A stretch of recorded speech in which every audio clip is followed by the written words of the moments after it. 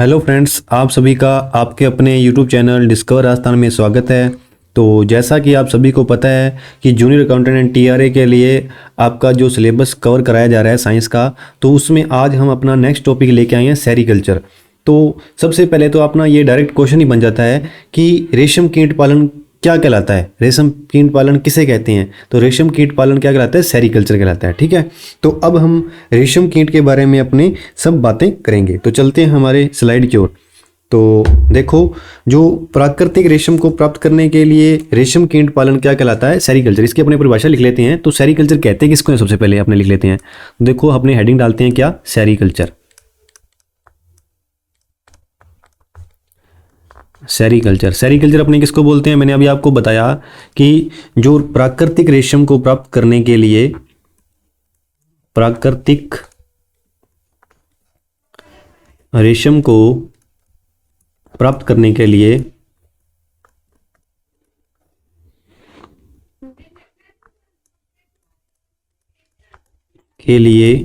तो क्या करेंगे, प्राकृतिक रेशम को प्राप्त करने के लिए क्या करेंगे, रेशम कीट का पालन करेंगे। तो रेशम कीट का पालन, रेशम कीट का पालन क्या कहलाता है, सेरीकल्चर कहलाता है।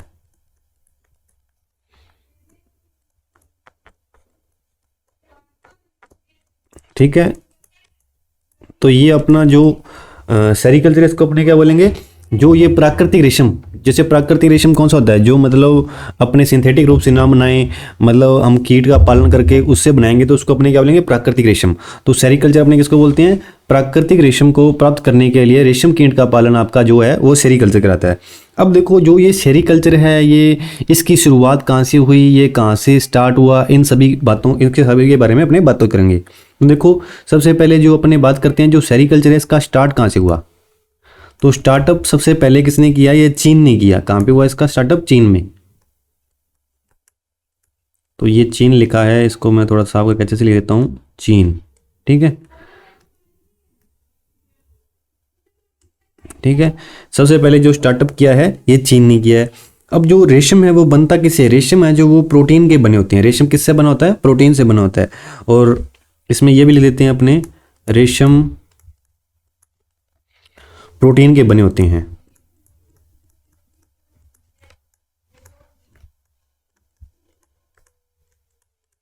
रेशम किसके बने होते हैं, प्रोटीन के।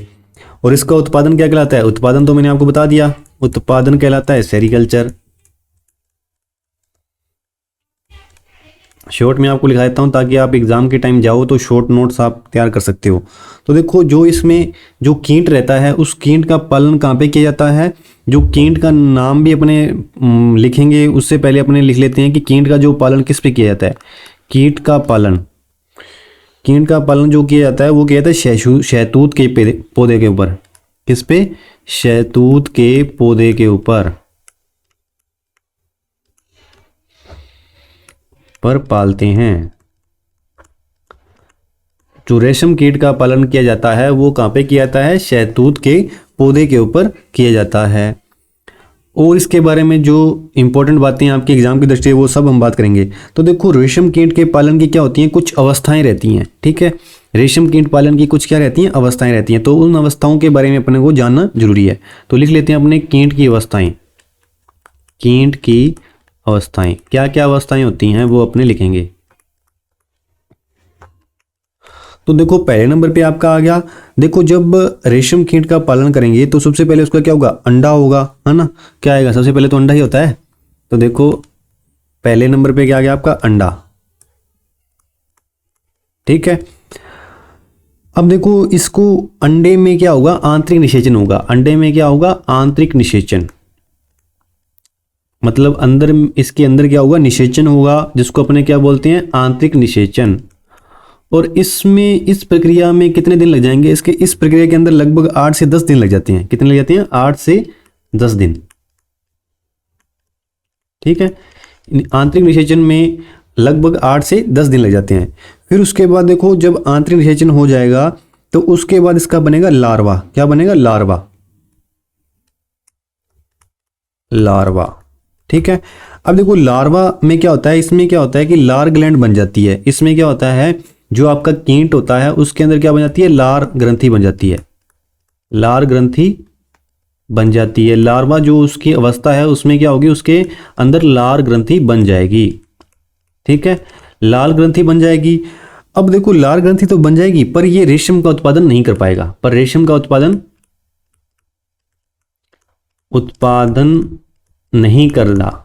ठीक है, इसमें लार्वा जो इसकी अवस्था है इसमें ये क्या है, इसके अंदर लार ग्रंथि बन जाएगी पर अभी तक ये रेशम का उत्पादन नहीं कर रहा। ठीक है, अब देखो इसी जो लार्वा है, लार्वा अवस्था कोई अन्य नाम से भी जाना जाता है, वो अन्य नाम है इसका, इसी को अपने बोलते हैं कैटरपिलर। क्या बोलते हैं, कैटरपिलर। और कैटरपिलर के अलावा इसको बोलते हैं इल्ली अवस्था भी बोला जाता है। क्या बोला जाता है, इल्ली अवस्था। तो ये जो मैं आपको लिखा रहा हूं ना जो चीजें, ये सभी की सभी आपके एग्जाम की दृष्टि से बहुत महत्वपूर्ण है, डायरेक्ट इससे क्वेश्चन बन सकता है। तो उसके बाद देखो जो आपकी जो थर्ड अवस्था आती है उसको बोला जाता है प्यूपा। क्या बोला जाता है, प्यूपा।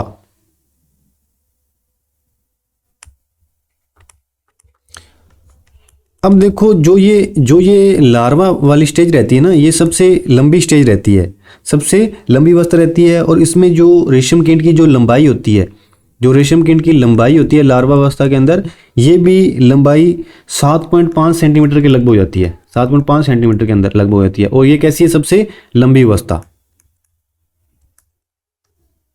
इसके अंदर मैंने लिख दिया ये क्या है, सबसे लंबी अवस्था है।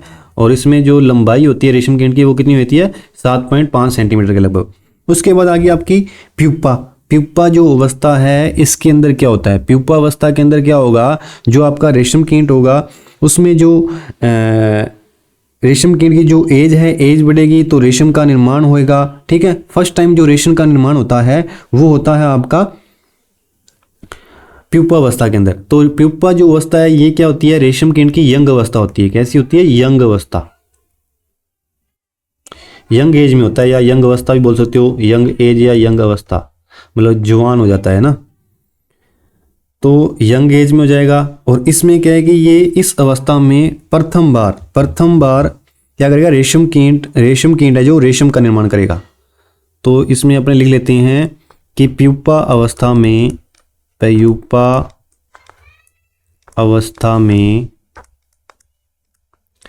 रेशम कीट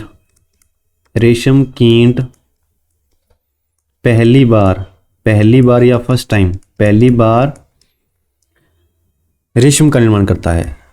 किसका निर्माण करता है, रेशम कीट है तो रेशम का निर्माण ही करेगा। रेशम का निर्माण, सेरीकल्चर पढ़ रहे हैं तो सेरीकल्चर क्या होता है, रेशम का उत्पादन करना।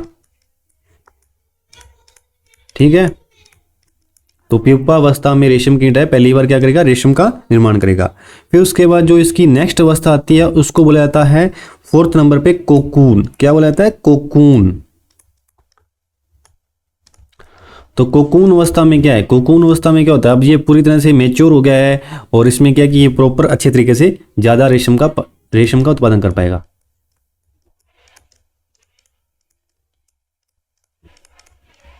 तो ये जो आज हमने पढ़ी हैं ये क्या आपकी जो रेशम कीट की जो अवस्थाएं हैं वो हमने कंप्लीट कर ली। अब देखो जो रेशम का जो प्रकार रहते हैं, कौन कौन सा रेशम के प्रकार होते हैं, और इसके बारे में मैं आपको बता दूं, जो भारत में सर्वाधिक है वो रेशम का उत्पादन कर्नाटक के अंदर किया जाता है। तो भारत में सर्वाधिक रेशम का उत्पादन किसमें की कहाँ किया जाता है, ये आपका इंपॉर्टेंट क्वेश्चन बनता है। भारत में सर्वाधिक रेशम का उत्पादन कहां किया जाता है, क्वेश्चन बनेगा आपका कहां किया जाता है। तो ये आपका किया जाता है कर्नाटक के अंदर। कहां पे, कर्नाटक के अंदर। तो इसका उत्तर अपने ले देते हैं कर्नाटक। ठीक है, इसको थोड़ा मैं यहाँ पे प्रश्न बना के ले देता हूं क्योंकि ये आपका प्रश्न बन गया ना, प्रश्न है ये वाला ना।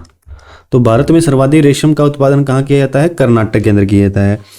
अब देखो जो रेशम कीट है इसका संघ कौन सा होता है और इसका ये जो आपका वर्ग होता है वो कौन सा होता है वो हम लिख लेते हैं। तो देखो जो रेशम कीट है ये किस संघ का प्राणी है, ये अर्थोपोडा संघ का प्राणी है।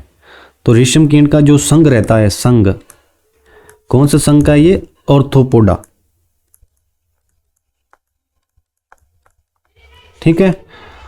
और जो इसका वर्ग रहता है, वर्ग कौन सा रहता है? इंसेक्टा। इंसेक्टा मतलब क्या था? आपका कीट वर्ग है। और इसका जो वर्ग हो गया वो तो हो गया इंसेक्टा। और भारत में जो सर्वाधिक रेशम का उत्पादन कहाँ किया जाता है? कर्नाटक के अंदर किया जाता है। तो फिर इसके बाद आएगा, हम बात करेंगे कि रेशम के प्रकार कौन कौन से हैं। तो देखो, जो सबसे अधिक रेशम का जो रेशम उत्पादन किया जाता है वो किया जाता है मालबरी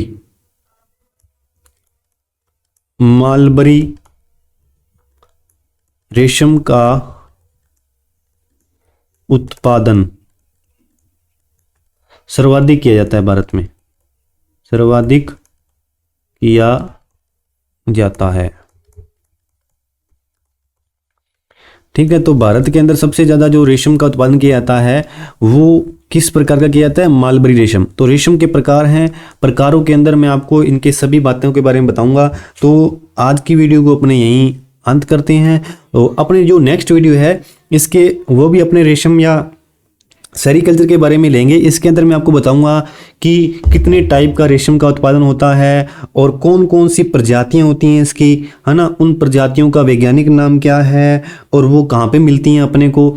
इन सभी की बातें अपने नेक्स्ट वीडियो के अंदर करेंगे। तो हम आपको थोड़ा कंटेंट दे रहे हैं, जैसे 10 मिनट की या 15 मिनट की वीडियो होती है आपकी, तो आप इतना कवर कर लो डेली। इसमें से आपके डायरेक्ट सीधे सीधे क्वेश्चन आएंगे।